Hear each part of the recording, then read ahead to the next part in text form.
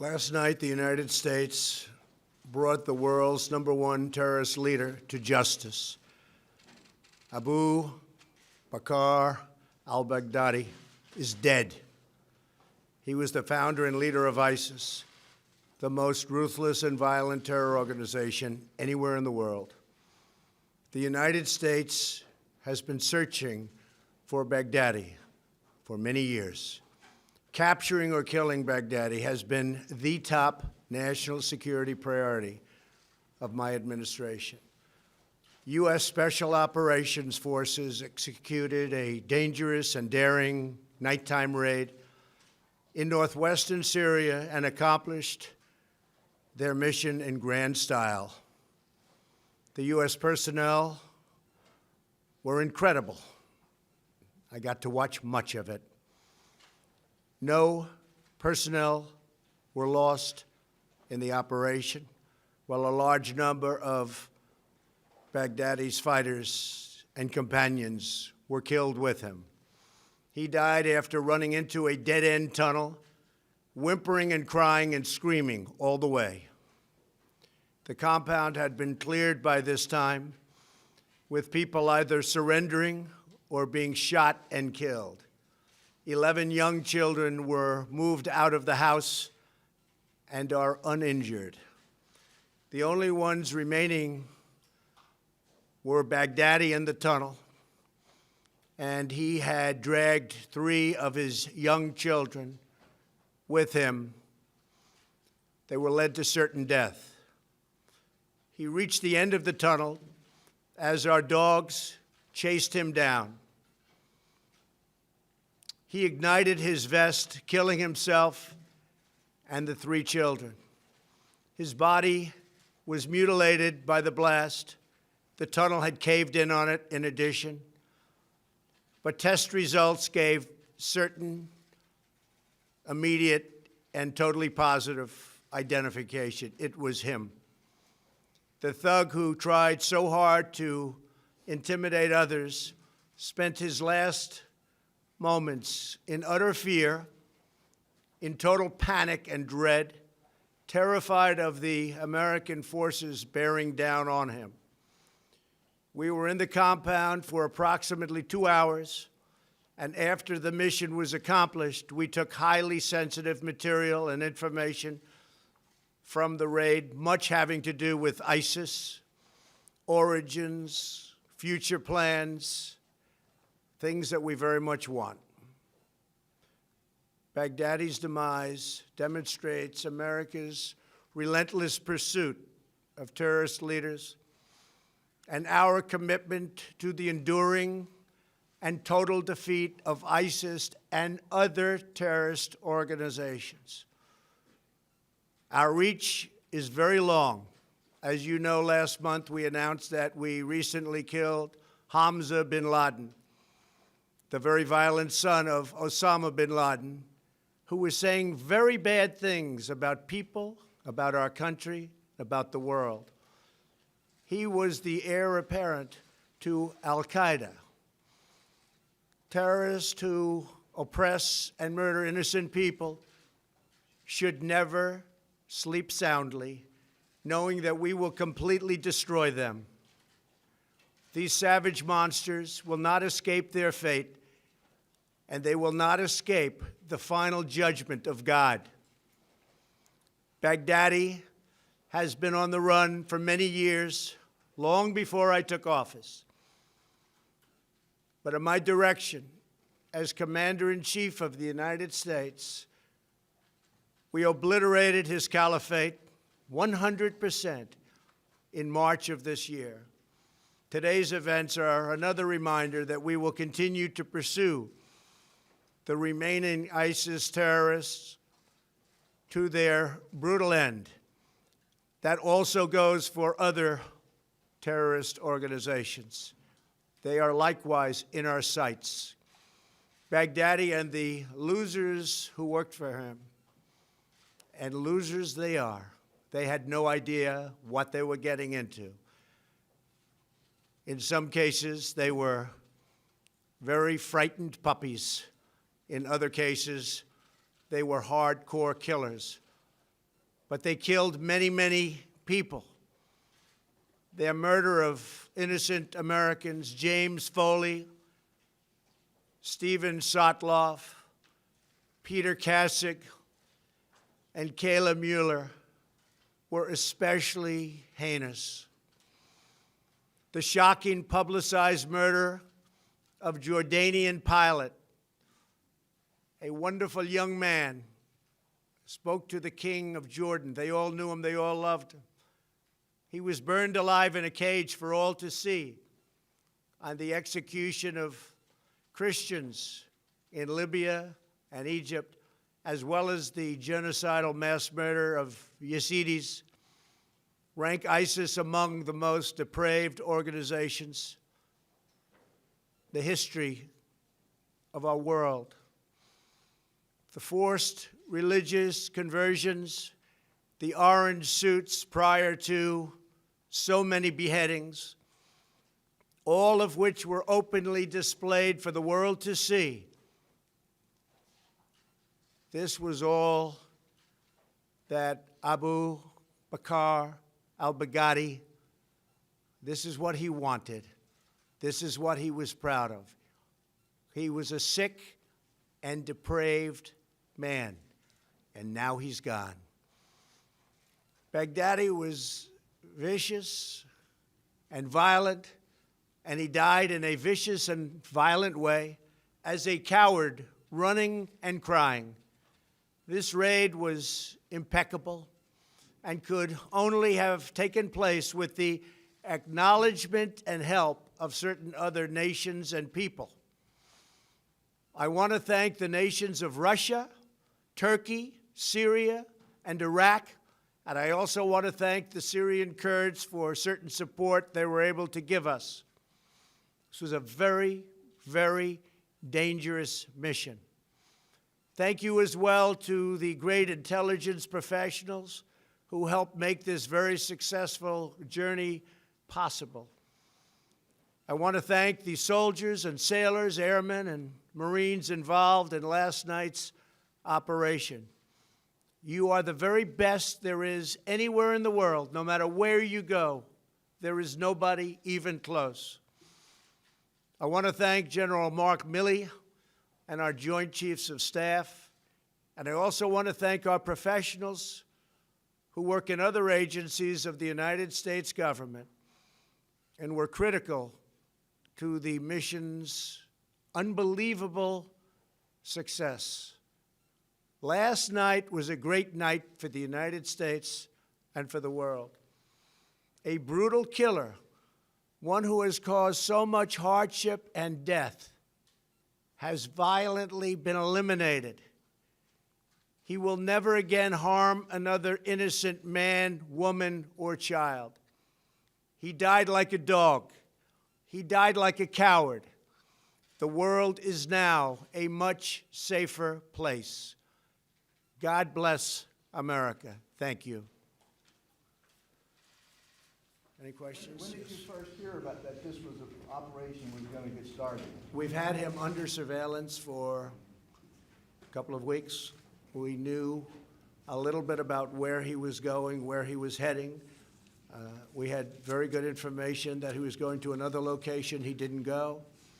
2 or 3 efforts were canceled because he decided to change his mind, constantly changing his mind. And finally, we saw that he was here, held up here. We knew something about the compound. We knew it had tunnels. The tunnels were dead end for the most part. There was one we think that wasn't, but we had that covered too, just in case. The level of intelligence, the level of work was pretty amazing. When we landed with 8 helicopters, a large crew of brilliant fighters ran out of those helicopters and blew holes into the side of the building, not wanting to go through the main door because that was booby-trapped. And it was something really amazing to see. I got to watch it along with General Milley, Vice President Pence, others in the Situation Room. And we watched it so clearly. watched it. Well, I don't want to say how, but we had absolutely perfect, as though you were watching a movie. It was, that and the technology there alone is really great. A big part of the trip that was of great danger was it was approximately an hour and 10-minute flight, and we were flying over very, very dangerous territory. In fact, some of our leaders said that that could be the most dangerous, flying in and flying out. And that's why last night we were so quiet about it. We didn't say anything, and I didn't make my remark until after they had landed safely in a certain area. But the flight in, the flight out was a very, very dangerous part. There was a chance that we would have met unbelievable fire. Russia treated us great. They opened up. We had to fly over certain Russia areas, Russia-held areas. Russia was great. Iraq was excellent. We really had great cooperation. And you have to understand, they didn't know what we were doing and where we were going exactly. But the ISIS fighters are hated as much by Russia and some of these other countries as they are by us.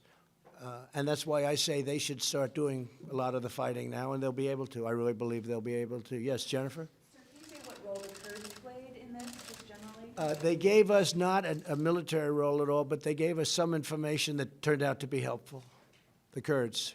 And can you tell us what the role of Turkey might have been in Iraq? Who? What was the role of Turkey? How did they help? Turkey, we dealt with them. They know we were going in. We flew over some territory. They were terrific, no problem. They were not problem. You know, they could start shooting, and then we will take them out, but a lot of bad things can happen. Plus, it was a very secret mission. We flew very, very low and very, very fast. I want to understand. But it was a very dangerous part of the mission. Getting in and getting out, too, equal. We went in identical, we took an identical route. We met with gunfire coming in, but it was local gunfire. That gunfire was immediately terminated. These people are amazing. They had the gunfire terminated immediately, meaning they were shot from the airships. I'm trying to understand the timing. You talked earlier, several weeks about pulling troops out, and then troops were put back in, and then, I'm trying to understand the timing of when this operation. Well, I'll tell you, from the first day I came to office, and now we're getting close to 3 years, I would say, where's al-Baghdadi? I want al-Baghdadi. And we would kill terrorist leaders, but they were names I never heard of. They were names that weren't recognizable, and they weren't the big names. Some good ones, some important ones, but they weren't the big names. I kept saying, where's al-Baghdadi? And a couple of weeks ago, they were able to scope him out. These people are very smart. They're not into the use of cell phones anymore. They're very technically brilliant. They use the internet better than almost anybody in the world, perhaps other than Donald Trump. But they use the internet incredibly well. And what they've done with the internet through recruiting and everything, and that's why he died like a dog. He died like a coward. He was whimpering, screaming, and crying.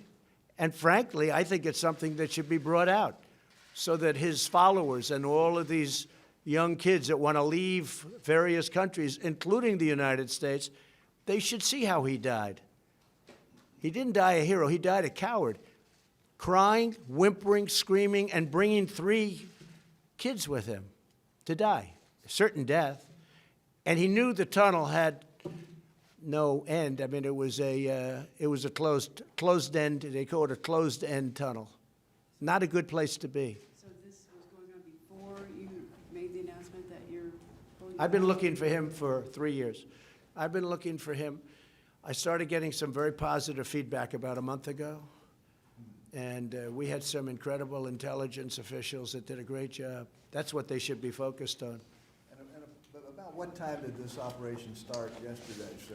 And have you notified? Well, this operation started 2 weeks ago in terms of the real operation because we had him scoped. We thought he'd be in a certain location. He was. Things started checking out very well. We were involved on our own team with some brilliant people who I've gotten to know, brilliant people that love our country, highly intelligent people. And we've had it pretty well scoped out for a couple of weeks. But he tends to change immediately. He had a lot of cash. He tends to change like on a dime, where he'll be going to a certain location, all of a sudden he'll go someplace else, and you'll have to cancel. But this was one where we knew he was there, and you can never be 100% sure because you're basing it on technology more than anything else. But we thought he was there, and then we got a confirmation. And when we went in,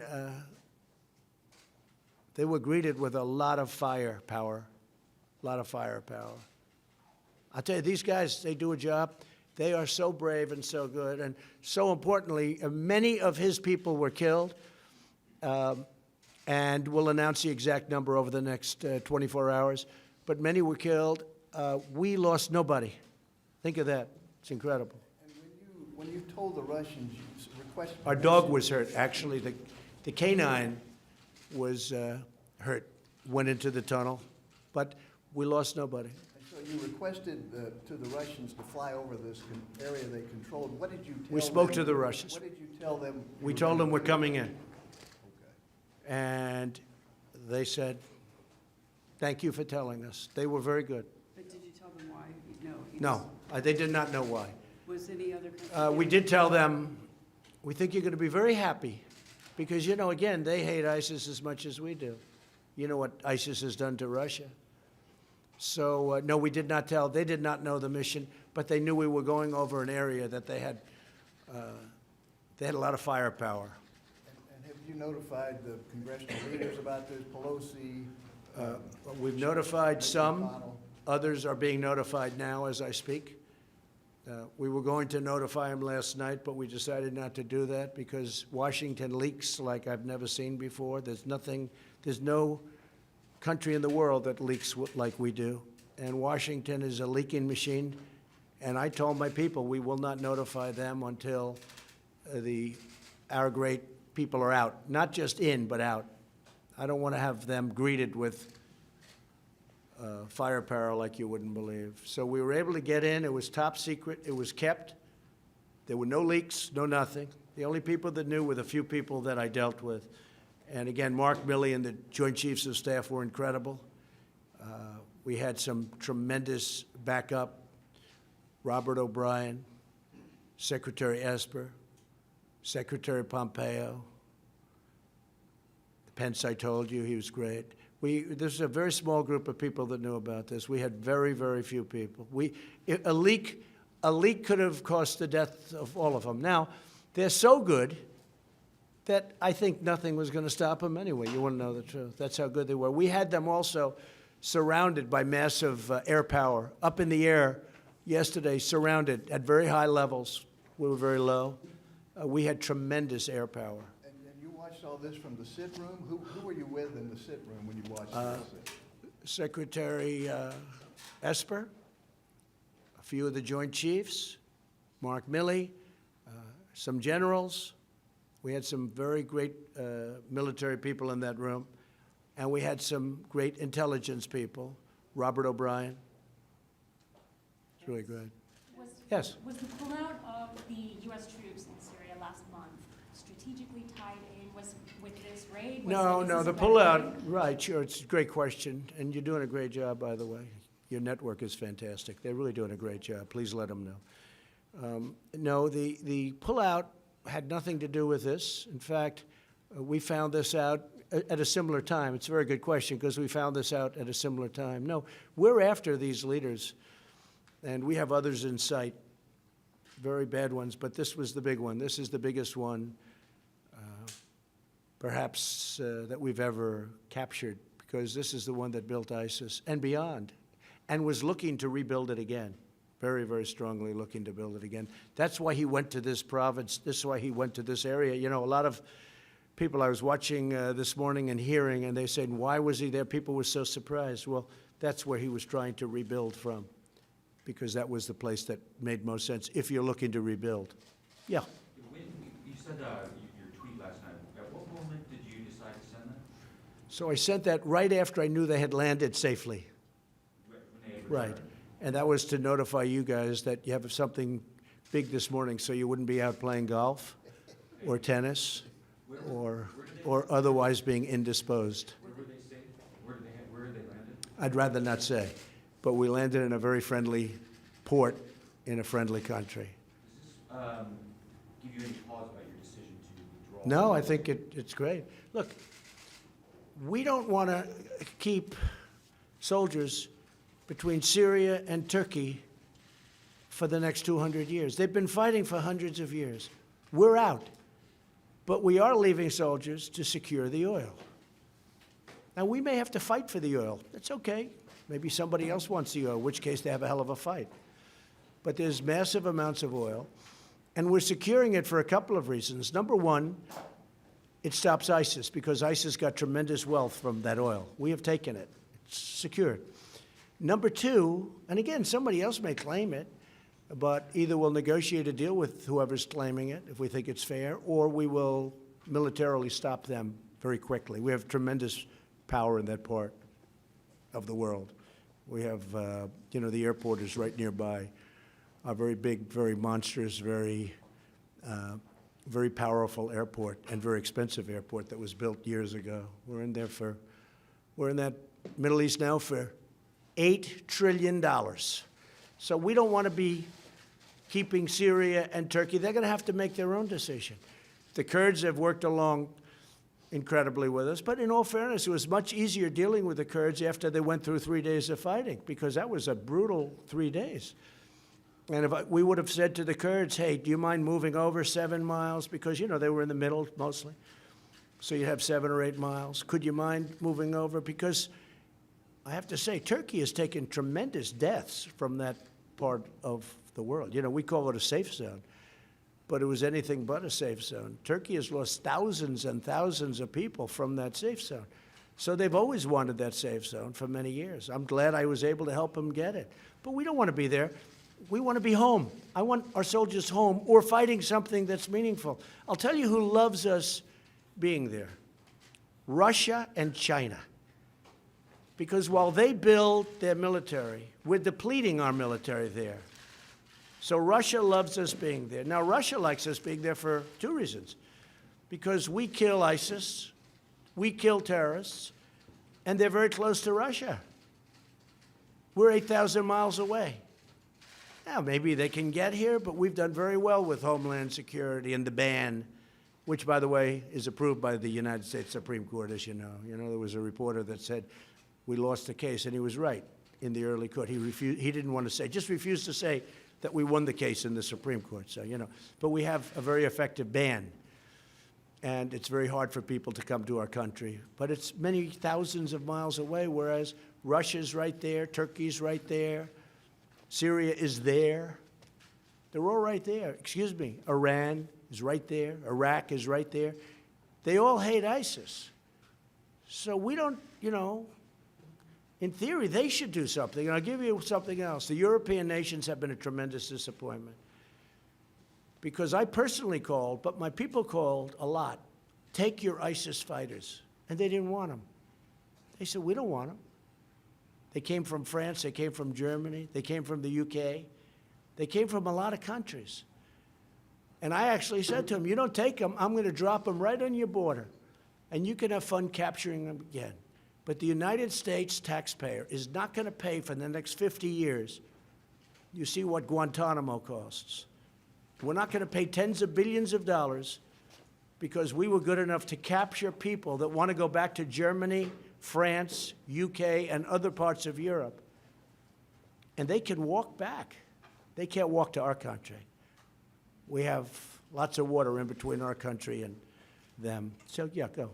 You mentioned that you've gotten to know some brilliant people along this process who would help provide information and advice along the way. Is there anyone in particular, or would you like to give anyone credit for getting to this point today? Well, I would, but if I mention one, I have to mention so many. I spoke to Senator Richard Burr this morning, and as you know, he's very involved with intelligence and the committee, and he's a great gentleman.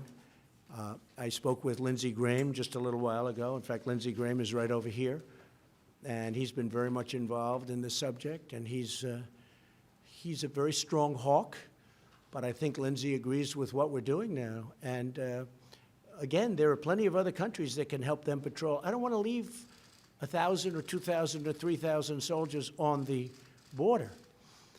But where Lindsey and I totally agree is the oil. The oil is, so valuable for many reasons. It fueled ISIS, number one. Number two, it helps the Kurds because it's basically been taken away from the Kurds. They were able to live with that oil. And number three, it can help us because we should be able to take some also. And what I intend to do, perhaps, is make a deal with an ExxonMobil or one of our great companies to go in there and do it properly. Right now, it's not big. It's big oil underground, but it's not big oil up top. Much of the machinery has been shot and dead. It's been through wars, but and spread out the wealth. But no, we're protecting the oil. We're securing the oil. Now, that doesn't mean we don't make a deal at some point, but I don't want to be, they're fighting for 1,000 years. They're fighting for centuries. I want to bring our soldiers back home, but I do want to secure the oil. If you read about the history of Donald Trump, I was a civilian. I had absolutely nothing to do with going into Iraq, and I was totally against it. But I always used to say, if they're going to go in, nobody cared that much, but it got written about. If they're going to go in, I'm sure you've heard the statement, because I made it more than any human being alive. If they're going into Iraq, keep the oil. They never did. They never did. I know Lindsey Graham had a bill where basically we would have been paid back for all of the billions of dollars that we've spent, many, many billions of dollars. I mean, I hate to say it, it's actually trillions of dollars, but many, many billions of dollars. And by one vote, they were unable to get that approved in the Senate. They had some pretty big opposition from people that shouldn't have opposed, like a president, and they weren't able. If you did that, Iraq would be a much different story today because they would be owing us a lot of money. They would be treating us much differently. But I will say Iraq was very good with respect to the raid last night. Sir, just to pin down the timing a little bit better here, you got back to the White House around 4:30 yesterday afternoon. Did you immediately go to the situation? Well, I knew all about this for 3 days. Yes, sir. Yeah, we thought for 3 days this is what was going to happen. It was actually, look, nobody was even hurt. Our canine, as I call it a dog, a beautiful dog, a talented dog, was injured and brought back. But we had no soldier injured. And they did a lot of shooting, and they did a lot of blasting, even not going through the front door. You know, you would think you go through the door. If you're a normal person, you say, knock, knock, may I come in? The fact is that they blasted their way into the house in a very heavy wall, and it took them literally seconds. By the time those things went off, they had a beautiful big hole, and they ran in, and they got everybody by surprise. Unbelievably brilliant as fighters. I can't imagine there could be anybody better. And these, as you know, are our top operations people. And Baghdadi apparently had been in bad health for some time. Was there any indication of that? Or Well, we don't know that, but he was the last one out, and his people had either been killed, which there were many, or gave up and came out. Because with the 11 children that came out, we were able to do that. We don't know if they were his children. They might have been. But as I said, 3 died in the tunnel. And the tunnel collapsed with the explosion. But you had other fighters coming out also, and they're being brought back. They're right now, we have them imprisoned. I was gonna ask whose children they were, but do you remember what time you went into the Situation Room? Well, I started at 5 o'clock. We were pretty much gathered at 5 o'clock yesterday. We were in contact all day long through hopefully secure phones. I'll let you know tomorrow, but nothing seemed to leak, so I guess they were secure for a change. But we gathered more or less at 5. The attack started moments after that. The liftoff started moments after that. Again, The element of attack that they were most afraid of was getting from our base into that compound, because there's tremendous firepower that we were, flying over. And I won't go into it, but you had a very big Russian presence in one area. You had a Turkish presence. You had a Syrian presence. And you're flying low. It's very dangerous. And there were shots made, but we think these were people that were shooting, that were indiscriminately shooting. The helicopters took some shots, but we think that these were people that were just random people that don't like to see helicopters, I guess. Was there any kind of DNA test done? Or So where that's the another body, part you know? of the genius of these people. They have his DNA, more of it than they want even. And they brought it with them, with lab technicians who were with them. And they assumed that this was Baghdadi. They thought visually it was him, but they assumed it was him, and they did an on-site test. They got samples. And to get to his body, they had to remove a lot of debris because the tunnel had collapsed, but these people are very good at that. And they, as I said, they brought body parts back with them, et cetera, et cetera. There wasn't much left. The vest blew up, but there are still substantial pieces that they brought back. So they did an on-site test because we had to know this.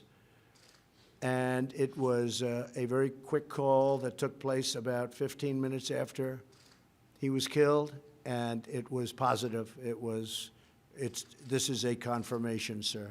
There was also a report that his wife, there was also a report that his wife had detonated, or one of his wives had detonated a vessel. So there were two women. There were two women, both wives, both wearing vests. They had not detonated, but the fact that they were dead and they had vests on made it very difficult for our men, because they had vests on, and it made it very difficult for our men. Because you never know what's going to happen. They're lying, they're dead, they never detonated, but they were dead. And word on the successor, the possible successors, have you been briefed on who? Yeah, we know the successors, and we've already got them in our sights, and we'll tell you that right now, but we know the successors. Hamza bin Laden was a big thing, but this is the biggest there is. This is the worst ever. Osama bin Laden was very big, but Osama bin Laden became big with the World Trade Center. This is a man who built a whole, as he would like to call it, a country, a caliphate, and was trying to do it again. And I had not heard too much about his health. I've heard stories about he may not have been in good health, but he died in a ruthless, vicious manner, that I can tell you. Prisoners taken, sir? Were there any adults taken? Yes, we have people that were taken. We have, many of the people died on the site, but we have people that were taken, yes. And the children, we left them under care of somebody that we understand. How many, or people either? 11 children. 11 children, how many adults? I'd rather not say, I'd leave that to the generals, but a small group. More dead than alive. Which operations were involved? Which special operations teams were involved?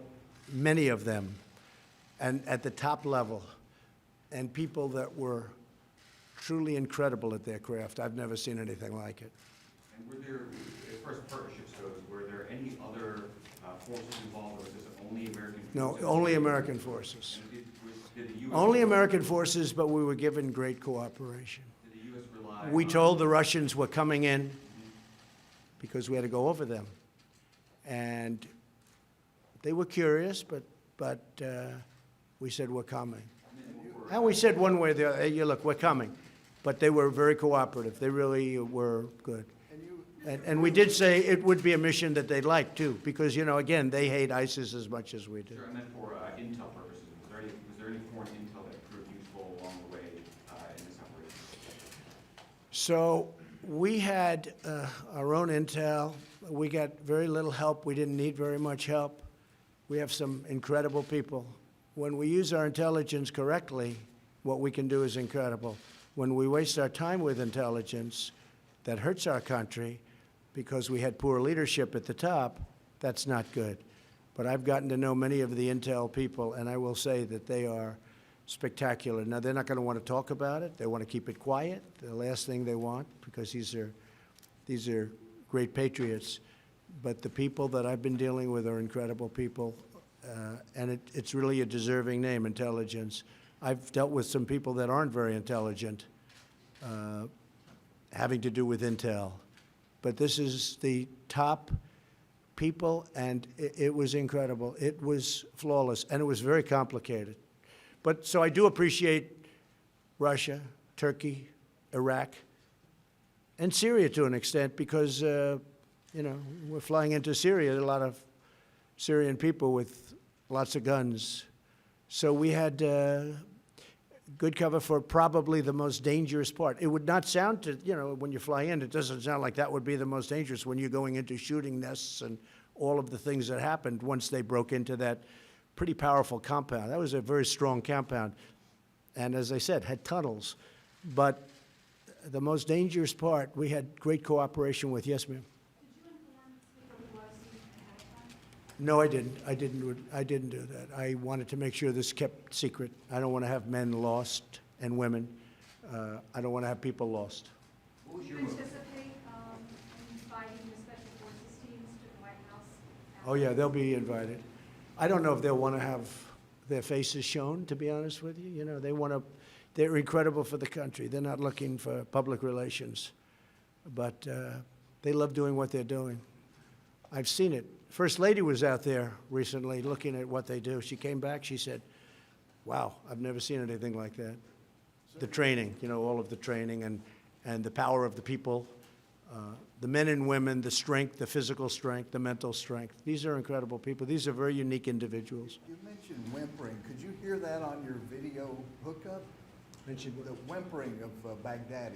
I don't want to talk about it, but he was screaming, crying, and whimpering.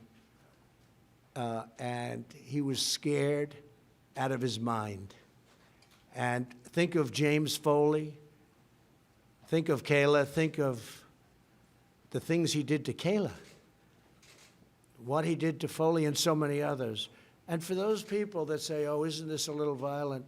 Think of how many times have you seen men, I think in all cases men for the most part, but in terms of this, where you see the orange suits and you see the ocean and they're beheaded.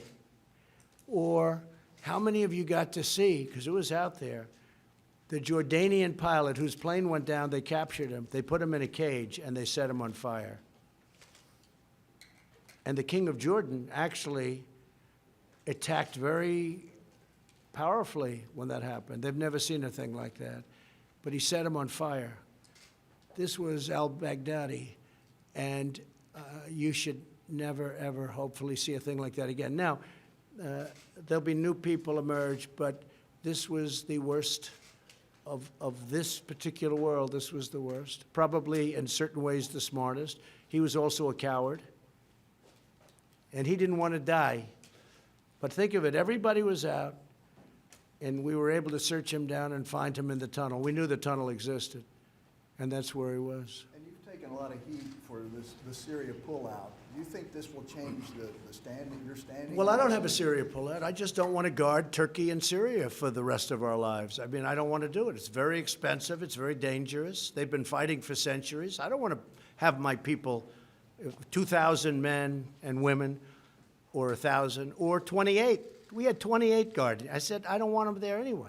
I don't want them. Now, I will secure the oil. That happens to be in a certain part, but that's tremendous money involved. I would love to, you know, the oil in, I mean, I'll tell you a story in Iraq. So they spent, President Bush went in. I strongly disagreed with it, even though it wasn't my expertise at the time, but I have a very good instinct about things.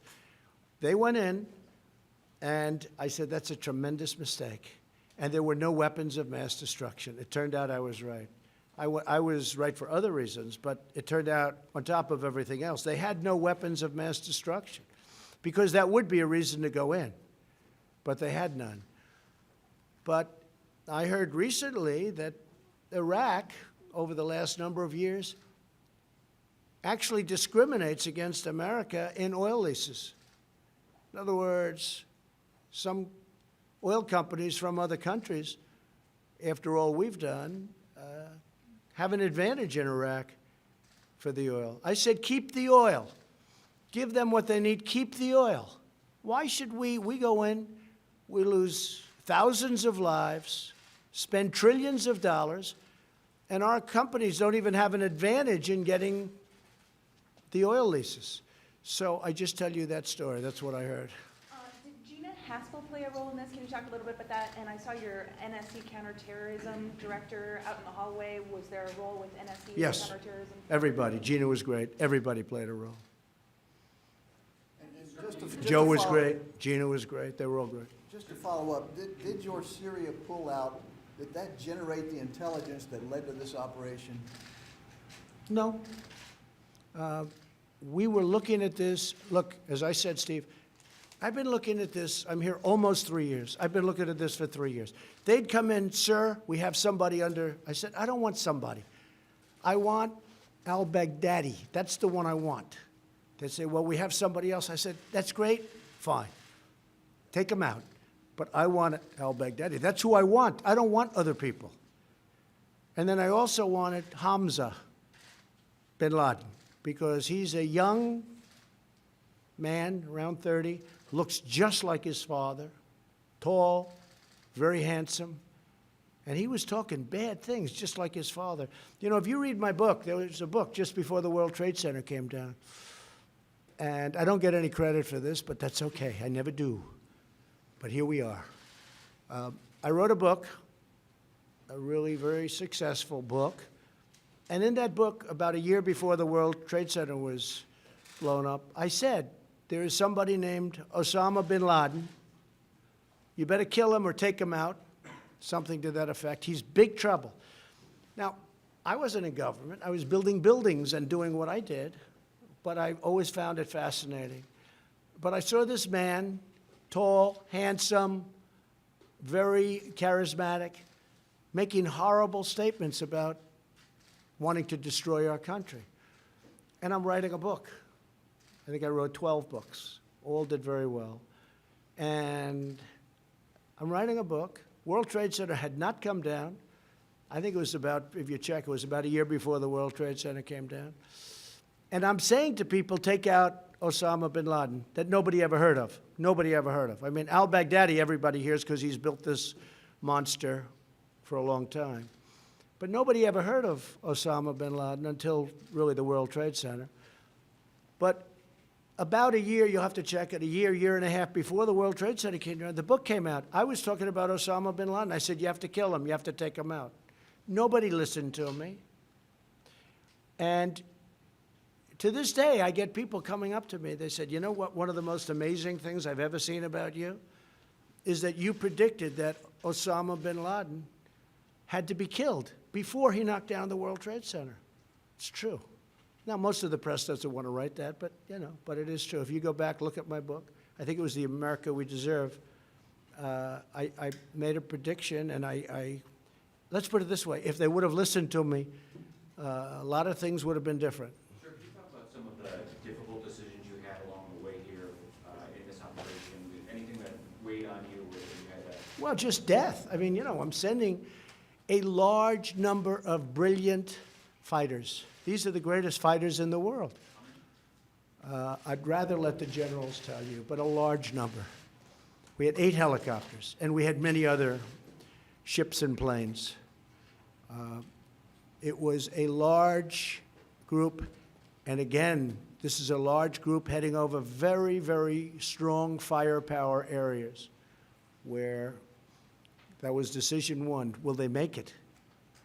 And they made it. But they took fire, but they made it. They didn't take, we don't believe, again, it was nation fire. We believe it was individual group fire or gang fire, as they call it. So they made it. So that was a big relief. Then they went in, they blasted their way in, you've heard. They blasted their way in so quickly. It was incredible because this building was quite powerful, strong. They blasted their way in, and then all hell broke loose. It's incredible that nobody was killed or hurt. We had nobody even hurt.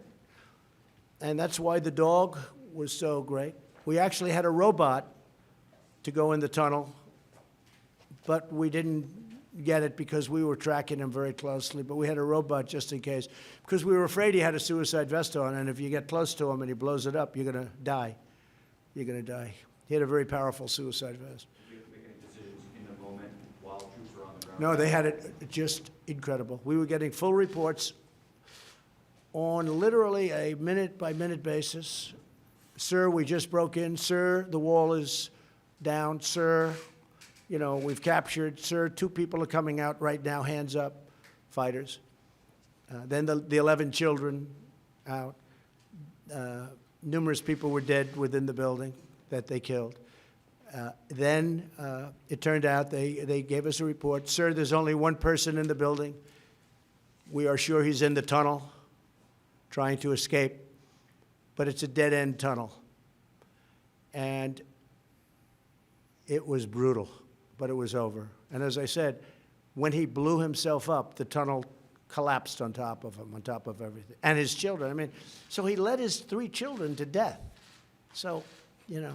In the tunnel, that's when the robot followed him into that. The robot was set to, but we didn't hook it up because they were moving too fast. We were moving fast. We weren't 100% sure about the tunnel being dead-ended. It's possible that there could have been an escape hatch somewhere along that we didn't know about. So we moved very, very quickly. I mean, these people, they were moving, they were chasing, yeah, they were chasing. But again, because of suicide vests, you can't get too close. Again, one of the reasons with the wives is if they have a suicide vest, you know, we have to be very, very careful. These vests are brutal, and they go for a long distance. Yes, please. Have you spoken or will you speak to the families like the Foley family? I'm calling the families now. It will be a pleasure to do that. The Foley family, who I know, will be calling Kayla's family. What he did to her was incredible. It's a well-known story, and I'm not going to say it, but you know that. He kept her in captivity for a long period of time. He kept her in his captivity, his personal captivity. She was a beautiful woman, beautiful young woman. Helped people. She was there to help people. And he saw her, and he thought she was beautiful. And he brought her into captivity for a long period of time, and then he killed her. He was an animal, and he was a gutless animal. Thank you all very much. I appreciate it. It's a very great day for our country.